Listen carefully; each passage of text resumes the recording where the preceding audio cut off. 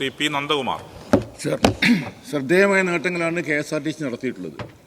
ഈ നഷ്ടത്തിലോടുന്ന റൂട്ടുകൾ ലാഭകരമാക്കാനും സമയനിഷ്ഠ പാലിക്കാനും എന്തൊക്കെ നടപടികളാണ് സ്വീകരിച്ചിട്ടുള്ളത്? ശ്രീ, നഷ്ടത്തിൽ പലപ്പോഴും ഓടിയിരുന്നതിൻ്റെ രഹസ്യം അങ്ങ് പറയാം, പരസ്യമായിട്ട് പറയാവുന്നൊരു കാര്യമാണ്. ഈ പ്രൈവറ്റ് ബസ്സിൻ്റെ മുന്നിൽ കയറി ഓടുന്നൊരു സ്വഭാവം ഉണ്ടായിരുന്നു. പ്രൈവറ്റ് ബസ്സുകാർ വളരെ പുതിയ വണ്ടികളായിരിക്കും, അവർ മത്സരിച്ച് ഓടാൻ തയ്യാറാണ്.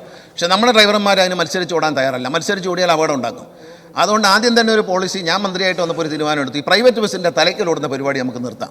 അവരൊരു ബിസിനസ്സാണ്, അവർ ടാക്സ് അടയ്ക്കുന്നവരാണ്, അവർ നടത്തട്ടെ. നമുക്ക് എക്സ്ക്ലൂസീവായിട്ടുള്ള സ്ഥലങ്ങളിൽ ഏറ്റവും പാവപ്പെട്ടവരും സാധാരണക്കാരും താമസിക്കുന്ന മലയോര മേഖലകളടക്കം പുതിയ ബസ് വാങ്ങിക്കൊണ്ട് ചെറിയ ബസ് വാങ്ങി നമ്മൾ ഓടിക്കാൻ തുടങ്ങിയപ്പോൾ അവിടെ കളക്ഷൻ വർദ്ധിച്ചു. ഈ കളക്ഷൻ വർദ്ധിച്ചതിൻ്റെ രഹസ്യം എന്ന് പറയുന്നത് ഈ അനാവശ്യമായ ഒരു അൺഹെൽത്തി കോമ്പറ്റീഷന് പോകണ്ട എന്നുള്ള തീരുമാനമാണ്. അവരും പൈസ ഉണ്ടാക്കുന്നു, അവർ ടാക്സ് അടയ്ക്കുന്നു, അവർ ജീവിക്കുന്നു, നമ്മളൊരു സൈഡിൽ കൂടെ മുന്നേറുന്നു. നമുക്ക് അതിൻ്റെ നാഷണലൈസ് ചെയ്ത റൂട്ടുകളുണ്ട്. ഒരു പ്രൈവറ്റ് ബസ്സോ ഒരു KSRTC ബസ്സോ ഒന്നും പോകാതെ മനുഷ്യൻ ബുദ്ധിമുട്ടുന്ന റൂട്ടുകളിലേക്ക് നമ്മൾ ഷിഫ്റ്റായി. കുറേ ലോക്കൽ റൂട്ടുകൾ അങ്ങോട്ട് ഷിഫ്റ്റ് ആയപ്പോൾ നമുക്ക് ലോക്കൽ ബസ്സുകളിൽ നല്ല കളക്ഷൻ വരെയാണ്. അതിൽ അത്ഭുതകരമായ ഒരു കാര്യം, ഒരു കണക്കുണ്ട്. ആ കണക്കിൽ പറയുന്നത് ഒരു ബസ്സിൻ്റെ ഏണിങ്സ് പെർ കിലോമീറ്ററാണ്. 2021 ഒരു ബസ് ഒരു കിലോമീറ്റർ ഓടുമ്പോൾ നേടിയിരുന്നത് 34 രൂപ 62 പൈസയായിരുന്നു. 2022 ബസ് നേടുന്നത് 46.84 ആണ്.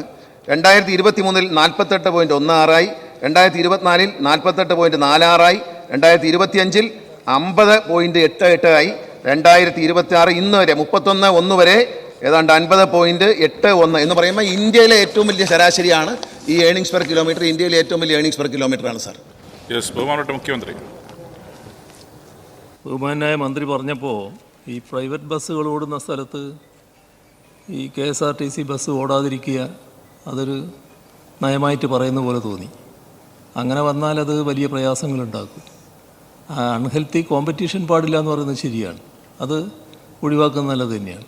പക്ഷേ സാധാരണഗതിയിൽ ഇന്ന് കേരളത്തിൽ ധാരാളം പ്രൈവറ്റ് ബസ്സുകൾ ഓടുന്ന റൂട്ടിലും KSRTC ബസ്സുകൾ ഓടുന്നുണ്ട്.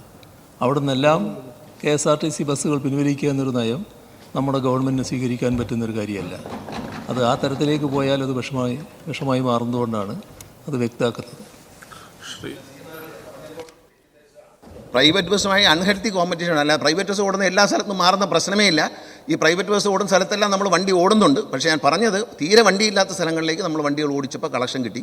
ഇവരുമായി മത്സരിച്ച് ലോക്കൽ ബസ്സുകളൊക്കെ ഇങ്ങനെ മത്സരിക്കുകയാണ്. ആ മത്സരത്തിൽ നമുക്ക് പിടിച്ചിരിക്കാൻ പറ്റാതെ വന്നുകൊണ്ടാണ്. കാരണം അതിനകത്ത് എല്ലാ സ്ഥലത്തും മാറിക്കൊടുക്കുമെന്നല്ല പറഞ്ഞതിൻ്റെ അർത്ഥം.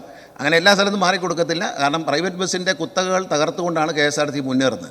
നമ്മൾ ബാംഗ്ലൂർ ബസ്സൊക്കെ പോകുന്ന ബസ്സുകളിൽ പ്രൈവറ്റ് ബസ്സിന് കിട്ടുന്നതിനേക്കാളും വലിയ കളക്ഷനാണ് നമുക്ക് കിട്ടുന്നത്.